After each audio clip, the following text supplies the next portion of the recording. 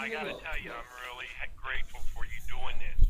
This is awesome. I think this is a great way for us to be involved in this, and I'm really surprised you're doing it, and I'm grateful for you to do it.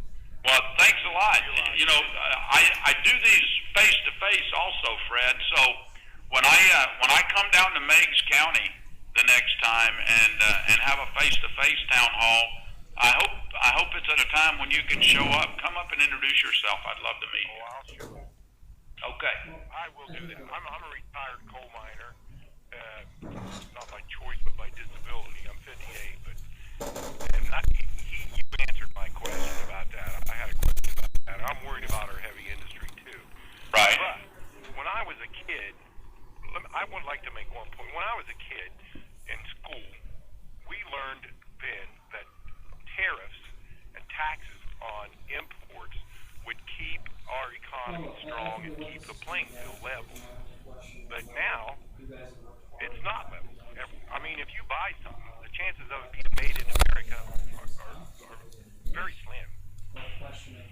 Why can't we raise our tariffs on imports so that we can boost? Why aren't we doing it? Yeah, that's a really good question, Fred. You know, one of the things that disturb me most about the term free trade is that it has such a very negative connotation to many Americans, because I believe in fair trade, not free trade. I believe in fair trade. In fact, I believe that what we really should be trying to do is maximizing American exports. Hey, let's make things here that other countries need to buy from us. That's how America got started. We were the manufacturing leader of the world, and we've gotten ourselves in sort of a mess by the way that we've sent so many of our jobs and our manufacturing processes overseas. Here's the truth, though, about where I have stood on the trade issue. Later this year, you may even hear some information about some of the votes that I took on some of the trade programs. We had last year 3 trade deals. They were called free trade. Now, Fred, again, I don't like that term because I think it did not adequately tell the American people what those trade agreements did, because they did a lot of what you're talking about.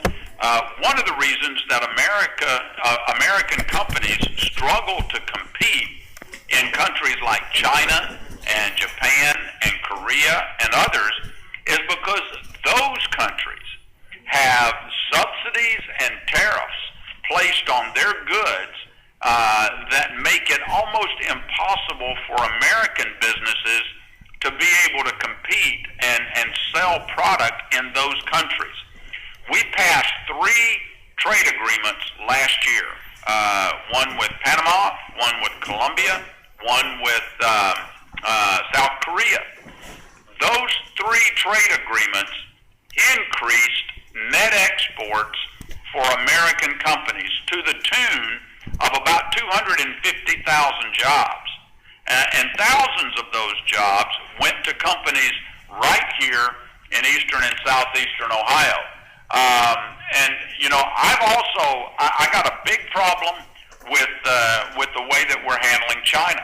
You know, a lot of people get upset, and I do too, by the way, with the fact that China dumps its technology and its goods here in America at a price that makes it nearly impossible for American companies to compete.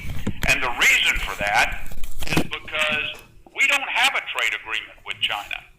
Many people think that we have a free trade agreement with China, and that the door is wide open and that China can do whatever they want to do, and that our government is simply allowing them to do that. The truth of the matter is, China will not come to the table and negotiate in fairness with the United States to put a trade agreement in place. And they've also got a long history of not only stealing our technology, but manipulating their currency. And I've been a co-sponsor of legislation designed to keep China from being able to manipulate their currency and putting American businesses more in a less competitive position. So I agree with what you're saying. The idea is to increase American net exports, create jobs right here at home, and create fair trade, not free trade, but fair trade. That's kind of where I stand. Hey, if you'd like to ask a question, by the way, James, thank you for that question.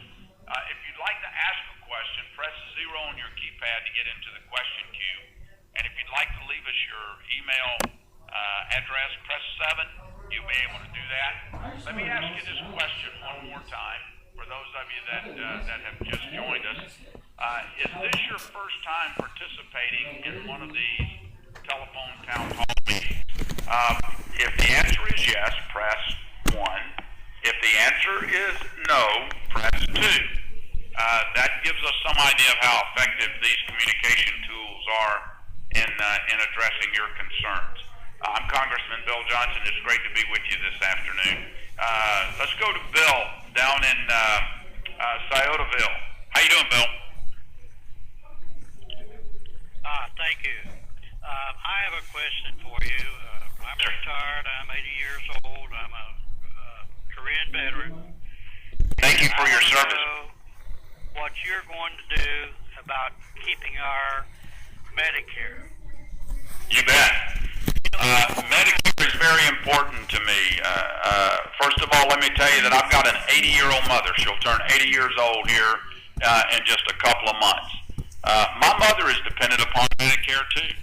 And we've got millions of seniors that are of age 55 years and older that are dependent upon Medicare because, look, let's face the facts. They can't roll the clock back and go back and reinvest the money that they earned years ago into a health care plan that will protect them once they're in their senior years.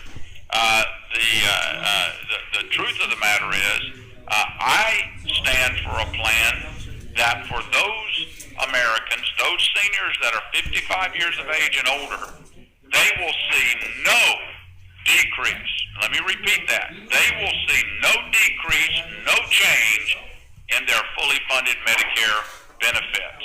And those that are 54 years of age and younger, they will have the same choices called premium support that, say, a member of Congress does. Very, very similar to how Medicare Advantage and Medicare Part D works today. Because here's the truth about Medicare, and you have every reason to be concerned. President Obama's own actuaries and the head of the trust fund for Medicare has indicated that Medicare is going to go bankrupt. It's going to be empty by the year 2024. That's only 12 short years from right now. And here's the reason why. Number one, we got a lot of people that are drawing Medicare benefits that have not paid into the system. Number two, we've got a lot of people that are drawing Medicare benefits for a lot longer than it was ever projected to provide support, because people are living about 20 years longer than they were when Medicare was first started, and the Medicare formula has never been adjusted for that. But number three, and probably most importantly, is that we're taking on 10,000 new Medicare enrollees every single day. The system is absolutely becoming overwhelmed, and there's not enough money there. Those people who, like from the administration, the president, and Harry Reid and Nancy Pelosi, who want to politicize this issue and say, do nothing with Medicare, they're the ones that are trying to end it, because if we don't do something to it and make sure that seniors 55 and older have their fully funded Medicare, we're going to see a big problem here in about 12 years. And let's not forget, Obamacare, the president's health care law, cut $500 billion out of Medicare when that law went into effect. $200 billion of that came out of Medicare Advantage, which which hurt about 36,000 Americans all along the Ohio River. So I'm going to continue to fight hard to protect Medicare. My mother depends on it, and I know that seniors all up and down this district depend on it, and I am not going to give up that fight. In fact, I have voted several times for that plan already in the budgets that I have voted for. So, hey, let me give you some feedback.